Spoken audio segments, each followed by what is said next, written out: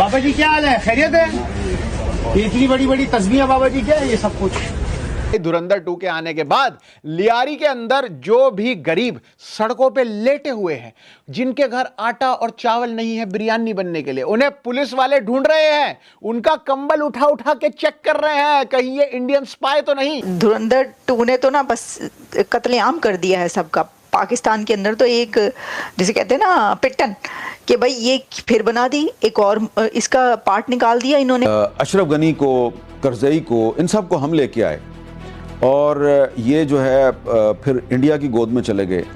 इसमें हमारी अपनी बहुत सी कोताहियां हैं, हमारी गलतियां हैं। बॉलीवुड को सांप क्यों सूंघा है?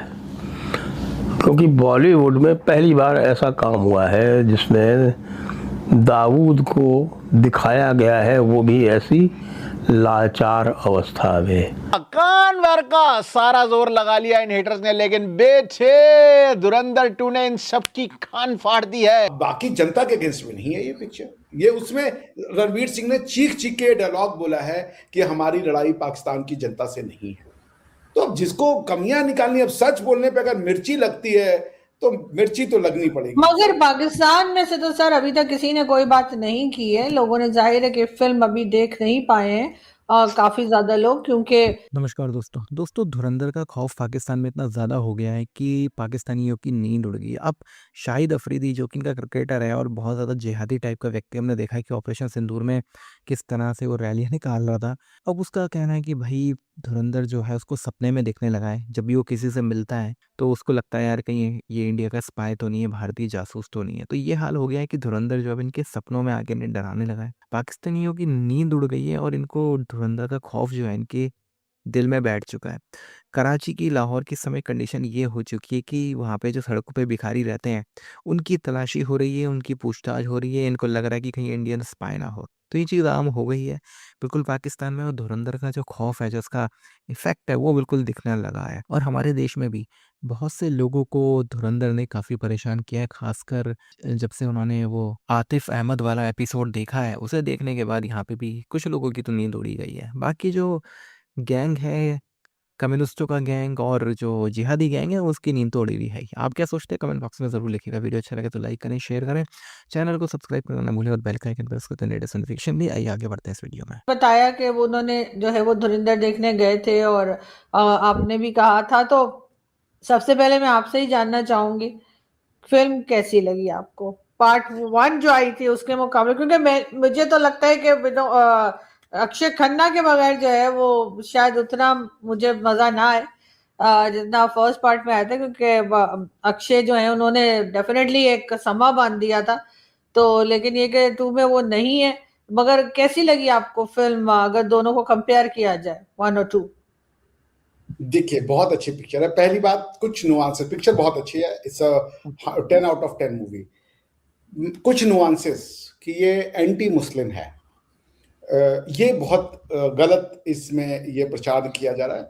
क्योंकि जितने बलूच उसके फ्रेंड होते हैं जो हेल्प करते हैं हीरो के, वो सारे बलूच हैं, मुसलमान हैं।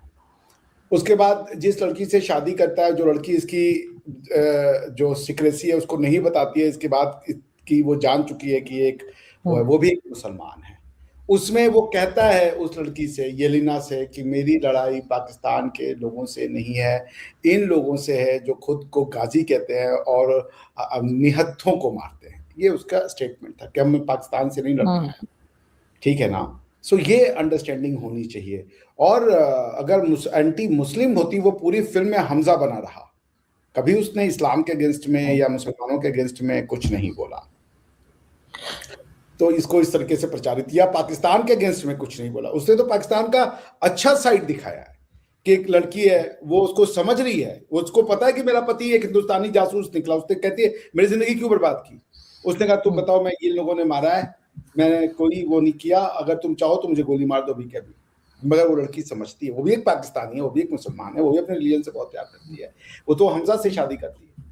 तो इसलिए ये ना तो एंटी मुस्लिम है, ना तो जो रिजवान है, जो सेकंड हैंड बना है इसका, उसका आदमी का नाम रिजवान है, वो भी एक मुसलमान है। आलम था जो कि इसके लिए अपनी जान दे देता है, वो भी एक मुसलमान था। वो बात ये है आरजू जी कि इसमें अगर आप सिर्फ निगेटिविटी देखना चाहें, इसका ये है कि पाकिस्तान के कोर में ऐसे लोग हैं जिनका एक मकसद है भारत की तबाही और बर्बादी, बस ये उनके अगेंस्ट में है और वो ये करते हैं इस्लाम का नाम लेकर के, बस। तो आप बाकी जनता के अगेंस्ट में नहीं है ये पिक्चर। ये उसमें रणवीर सिंह ने चीख चीख के डायलॉग बोला है कि हमारी लड़ाई पाकिस्तान की जनता से नहीं है। तो अब जिसको कमियां निकालनी, अब सच बोलने पे अगर मिर्ची लगती है तो मिर्ची तो लगनी पड़ेगी। मगर पाकिस्तान में से तो सर अभी तक किसी ने कोई बात नहीं की है। लोगों ने, जाहिर है कि फिल्म अभी देख नहीं पाए हैं काफी ज्यादा लोग, क्योंकि पाकिस्तान में ये फिल्म अभी नहीं लगाई गई है, या हो सकता है कि आए ना, नेटफ्लिक्स पर आ जाएगी तो डेफिनेटली लोग देखेंगे। जैसे पार्ट 1 देख रहे हैं तो वो नेटफ्लिक्स के थ्रू देख रहे हैं। लेकिन भारत में बहुत से आपके ऐसे जर्नलिस्ट हैं और ऐसे लोग हैं, एक्टिविस्ट हैं, जो कि इसके खिलाफ बात कर रहे हैं, जिसमें आरफा खानम भी है। मैंने कल एक वीडियो बनाई थी उनके ऊपर भी, और वो कह रही हैं कि जी बहुत ज्यादा टॉर्चर है, बहुत मुस्लिम्स के खिलाफ है, और इस तरह से बात की है उन्होंने। जैसे जिसकी जैसी मतलब होती है ना कि जिसकी जैसी नियत होती है, प्रभु सीरत तीन देखी तैसी करके एक रामचरितमानस में। आरजू जी, आप एक मुसलमान हैं, मैं आपको बहुत सम्मान करता हूं, मैं आपको बहुत रिस्पेक्ट करता हूं, ठीक है। आप ईद मनाई, मैंने आपको फोन करके विश किया। क्या मैं नफरत करता हूं? नहीं करता। मेरी बहुत से पाकिस्तान में दोस्त हैं, मैं खुल के कह रहा हूं कि पाकिस्तान के सारे लोग बुरे नहीं हैं, बहुत अच्छे लोग हैं। मैं आपको है फकर भाई, ठीक है, आप एक पर्टिकुलर तरीके से चीजों को देखती, क्योंकि वो आपकी गलती नहीं, आप वैसे बड़ी की गई हैं। मैं एक तरीके को पर्टिकुलर, इन लोगों को पूरी मूवी का बिल्डअप, जाम फाड़ एक्टिंग, शानदार गाने, बैकग्राउंड म्यूजिक, भाई कुछ नहीं नजर आ रहा है इनको। 4 घंटे की पूरी मूवी में 2 सीन्स जहां पे मोदी जी दिख गए, बस प्रोपोगेंडा प्रोपोगेंडा प्रोपोगेंडा बैगेंडा। भाई एक बढ़िया सा ट्रक ढूंढ के उसके नीचे क्यों नहीं आ जाते? माना थोड़ा मोदी जी तो है। अब भाई जो है सो है, लेकिन भाई उन 2-3 सीन्स के पीछे आप ये बोल दो कि मुझे तो मजा नहीं आ रहा है, तो ये तो भाई गलत बात होगी ना। अब बात करते हैं भिखारियों की। क्रिकेट में तो वैसे ही ये सी कैटेगरी की F क्लास टीम है। बांग्लादेश, जिनके साथ ये खड़े होने वाले थे वर्ल्ड कप में, उन्होंने तो मार के कुत्ता बना दिया इनका। उन्होंने कहा, दादा तुम तो खड़े होने वाले थे पर तुम तो सलवार खोल के लेट गए हो। फिर नाराज हो जाते हो कि पाकिस्तान एशिया की 2nd बेस्ट टीम है। खैर ये वीडियो क्रिकेट पर नहीं है, वो अलग जगह और अलग समय पर है।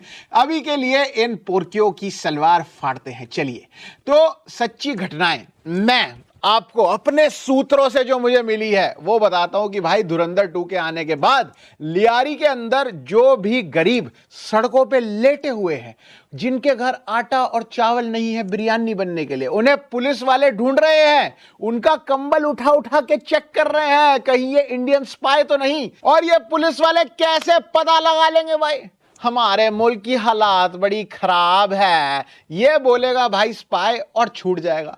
और भाई भिखारियों, तुम तो हारिस रऊफ को नहीं पहचान पाए, इतने टाइम से वो हमारा एजेंट बना बैठा है और इनकी भाई